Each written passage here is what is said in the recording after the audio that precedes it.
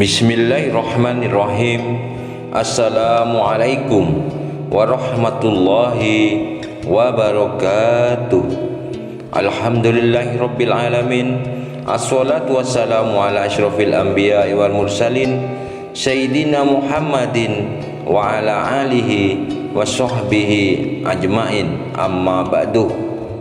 Pada kesempatan kali ini saya akan membagikan sebuah amaliyah sebagai nama judul, yaitu Bismillahirrahmanirrahim sebanyak 11 kali untuk menundukkan hati atasan maupun hati siapa saja yang tentunya di atas jalan keridhaan Allah Subhanahu wa taala.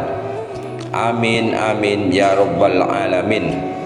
Nah, sebelumnya saya memohon kepada sahabatku untuk mendukung channel yang kecil ini dengan cara mensubscribe, like, dan menekan tombol loncengnya.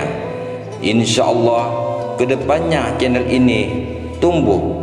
Kita akan selalu berbagi ilmu yang berfaedah, yang tentunya menjadi amal jariah, agar Anda akan bermanfaat bagi sahabat-sahabatku semuanya. Menundukkan hati atasan atau kekasih yang diimpi-impikan selama ini dengan membaca Bismillahirrahmanirrahim 11 kali, maka dan mohon disimak sampai akhir supaya benar-benar di dalam mengamalkannya.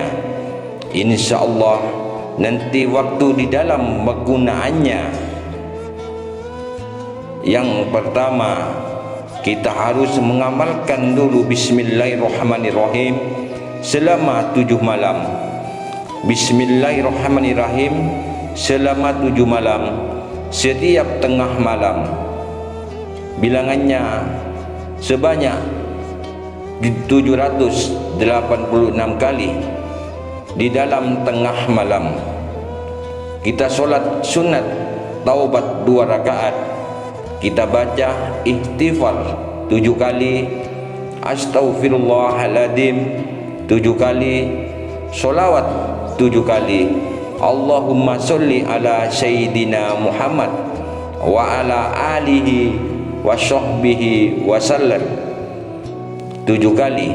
Setelah itu kita baca tawassul, kita kirim Al-Fatihah yang pertama kepada Nabi Muhammad sallallahu alaihi wasallam, dan yang kedua kepada Nabi Sulaiman, dan yang ketiga kepada Nabi akhir, yang keempat kepada Syekh Abdul Qadir Jailani, yang kelima kepada Imam Ahmad bin Ali Al-Buni, yang keenam kepada kedua orang tua kita, yang ketujuh kepada Syekh Al-Haji Abu Usman bin Ali Al-Hasbi, yang kedelapan kepada Ajazani Ilah Mauntaha.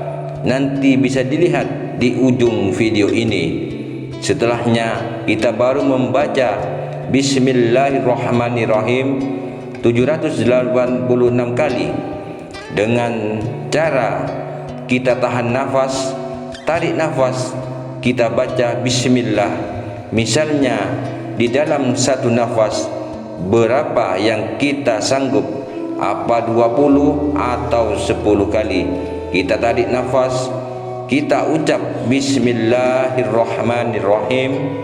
Habis nafas kita tarik lagi, habis nafas kita tarik lagi. Pokoknya nanti jumlah bilangan 786 kali. Sesudah selesai, malam besok kita buka lagi, malam lusa kita lakukan lagi selama sampai dengan 7 malam. Nah, setelah 7 malam berarti amalan yang kita lakukan telah sempurna. Nah, insya Allah sudah kita gunakan untuk menundukkan hati siapa saja yang kita inginkan dengan berkah daripada Bismillahirrahmanirrahim.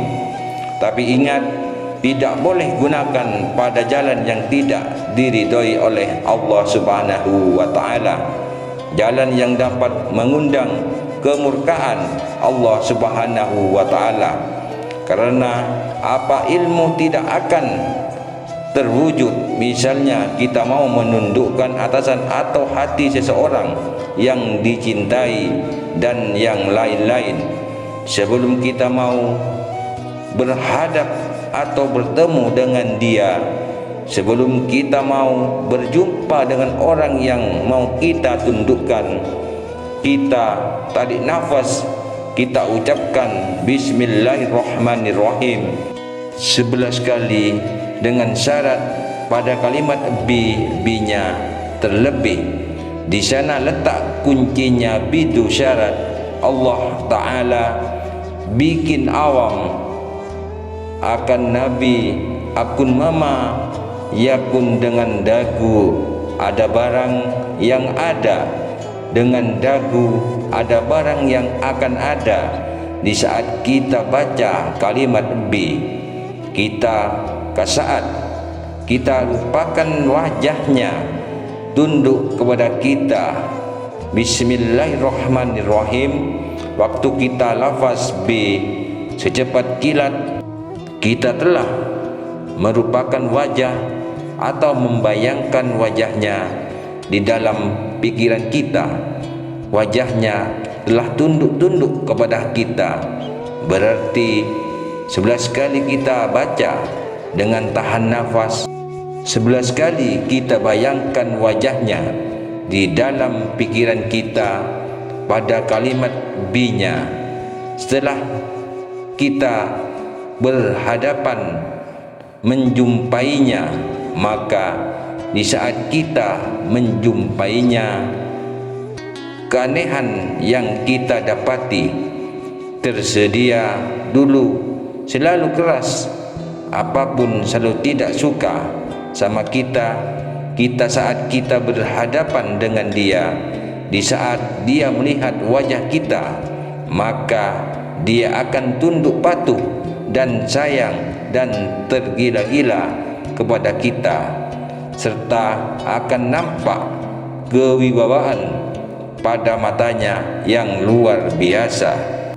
Dengan hak, dengan berkah daripada Bismillahirrahmanirrahim, maka pergunakanlah ilmu ini dengan bijak. Jangan pernah gunakan ilmu ini pada tempat yang menyelewengkan kita daripada syariat.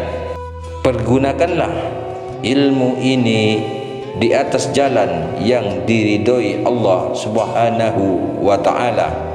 Amin amin ya rabbal alamin. Sekian dulu sahabat video yang dapat saya bagikan.